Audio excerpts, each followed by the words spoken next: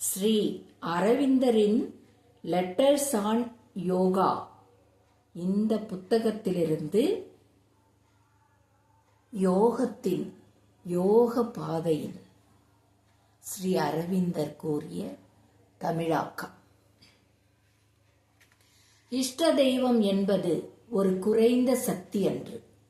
விஸ்வேஸ்வரனாயும் பரமேஸ்வரனாயும் உள்ள இறைவனின் ஒரு நாம ரூபமே இஷ்ட தெய்வம். அநேகமாக எல்லா சமயங்களுமே இறைவனது ஏதாவது ஒரு நாம ரூபத்தை அடிப்படையாக கொண்டிருக்கும் அல்லது அதை பயன்படுத்திக் கொள்ளும். மனித ஆன்மாவுக்கு நாம ரூபம் தேவை என்று தெரிகிறது. இறைவன் எல்லாமும் எல்லாவற்றையும் கடந்தவனும் ஆவான். ஆனால் எல்லாவற்றையும் கடந்த ஒரு பொருளை மனிதனால் எப்படி நினைத்து பார்க்க முடியும்? இறைவனின் எல்லாமாயுள்ள தன்மையை உணர்ந்து கொள்வதே மனிதனுக்கு எளிதாக இராது. ஏனெனில் அவனுடைய இப்போது செயல்படுகிற உணர்வில் மனிதன் குறுகிய எல்லைகளுக்கு உட்பட்ட குறிப்பிட்ட குண கர்மங்கள் கொண்ட ஓர் அமைப்பு ஆவான். அவனுடைய இயல்புடன் இசையக்கூடிய ஒன்றிற்கே அவனால் தன்னை திறக்க முடியும். இறைவன் எல்லாமாயிருக்கும் நிலையிலுள்ள பல விஷயங்களை மனித அறிவினால் புரிந்து கொள்ள முடியாது, அல்லது அவனுடைய உணர்ச்சிகளினால் தாங்கிக் கொள்ள முடியாதபடி அவ்வளவு பயங்கரமாக இருக்கும். அல்லது அவனுடைய அறிவினால் அந்நிலை பற்றி எதுவுமே தெரிந்து கொள்ள முடியாதபடி அவனுடைய அறிவினால் புரிந்து கொள்ளக்கூடிய விஷயங்களை தாண்டியதாக இருக்கும்.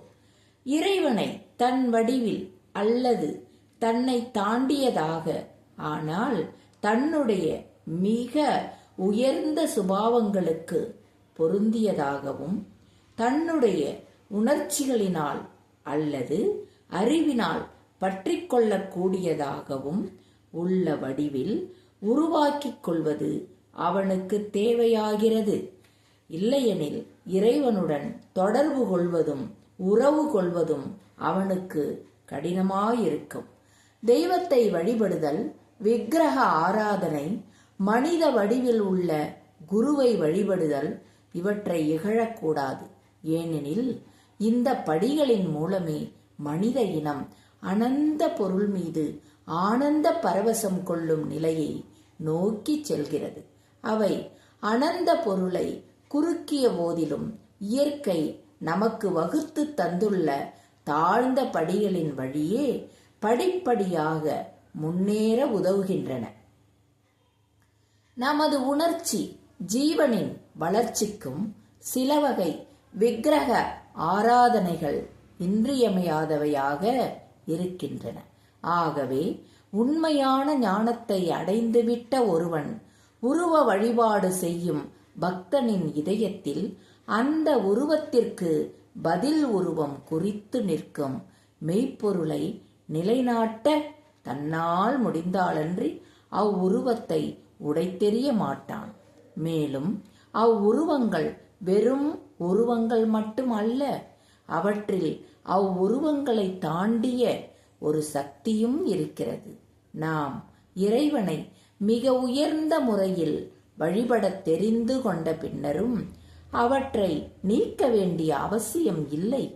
முழுமையான இறை வழிபாட்டில் ஓர் அங்கமாக அவை தொடர முடியும். எல்லா நாம ரூபங்களையும் தாண்டிய பரம்பொருளை நாம் அறிந்து கொண்ட போதும் எல்லா உயிர்களிடத்தும், எல்லா பொருள்களிலும், மனிதனிலும், விலங்கிடத்தும், தாவரத்திலும், இயற்கை சக்திகளிலும் இருக்கின்ற இறைவனை கண்டு தொழுது கொள்ள முடியவில்லை என்றால் நமது ஞானம் இன்னும் குறையுடையதே, நமது அன்பு முழுமை அடையாததே. ஏனெனில் இப்பொருள்களிடத்தும் நித்தியனது சாநித்தியம் உள்ளது. அனைத்திற்கும் அப்பாலுள்ள சொல்லுக்கடங்காத பரம்பொருளுக்கு நாம் செலுத்தும் மிக உயர்ந்த விவரிக்க முடியாத சிறந்த பக்தியும் பூரணமாயிருக்காது. அவன் எங்கெங்கு வெளிப்படுகிறானோ அங்கெல்லாம் மனிதனின் உயிரினங்களில் பொருளில் அவன் தனது மகிமையை மறைத்து கொண்டிருக்கும். அங்கெல்லாம் கூட நாம் அவனை கண்டு தொழ வேண்டும். ஏற்ற இரக்கம் எல்லா யோக வழிகளுக்கும் பொது. பக்தி மார்க்கத்தில் அது உண்டு. அதுபோலவே ஞான மார்க்கத்திலும் ஒளிநிலையும் இருள்நிலையும் சில சமயங்களில் ஒரே நீண்ட இருளும் உள்ளன. மறைபொருள் அனுபவம் உள்ளவர்களுக்கு எல்லா அனுபவங்களும் நின்று ஒரே அடியாக முடிந்தே போய்விட்டதோ என்று தோன்றும் காலங்கள் வருவதும் உண்டு. பல நிரந்தரமான சித்திகள் ஏற்பட்ட பின்னரும் கூட அவையெல்லாம் திரைக்கு பின்னால் போய் முன்னால் மந்த வெறுமையே நிற்கும். ஏதாவது வந்து நிரப்பினாலும் அவை கஷ்டங்களும் மீண்டும் மீண்டும் வரும் தாக்குதல்களாகவே இருக்கும். இவ்வாறு மாறி மாறி வருவதற்கு காரணம் மனித உணர்வின் தன்மையே. இதிலிருந்து நாம் யோகத்திற்கு தகுதியில்லை, தோல்விதான் நமக்கு விதிக்கப்பட்டுள்ளது என்று முடிவு கட்டிவிடக் கூடாது. இவைகளுக்கெல்லாம் ஆயத்தமாயிருந்து அவற்றை கடந்து செல்ல வேண்டும். வேத ரிஷிகள் இரவும் பகலும் என்று குறிப்பிட்டது இவைகளையே. யோக லட்சியத்தை அடைவது எப்பொழுதும் கடினமானதே. அதிலும் இந்த யோகம் பிற யோகங்களை விட அதிக கடினமானது. அழைப்பு, ஆற்றல் எதுவரினும் எதிர்த்து நிற்கவும் எந்த ஆபத்தையும் தோற்கும். ஆபத்து உட்பட தாங்கிக் கொள்ளவும் ஆயத்தமாயிருத்தல், பூரணமான தான் அற்ற நிலை, ஆசை அற்ற நிலை, சரணாகதம் இவற்றை நோக்கி முன்னேறுவதற்கான மனத்தின்மை உடையோருக்கே இந்த யோகம். இந்த யோகத்திற்கு கடவுளை அடைதல் மட்டும் போதாது, பரிபூரண பரித்தியாகம் வேண்டும்.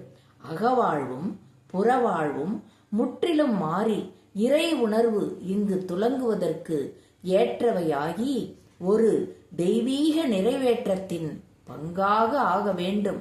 அதற்கு உடலை வருத்தும் தவ நியமங்களையும் அற ஒழுக்கங்களையும் விட மிகவும் கடினமான அக ஒழுக்கம் தேவை. ஆன்மாவின் அழைப்பும் முடிவு வரை செல்லும் உறுதியும் இன்றி பெரும்பாலான யோக வழிகளிலும் மிகவும் சிரம சாத்தியமான இந்த வழியில் ஒருவன் இயங்கக்கூடாது.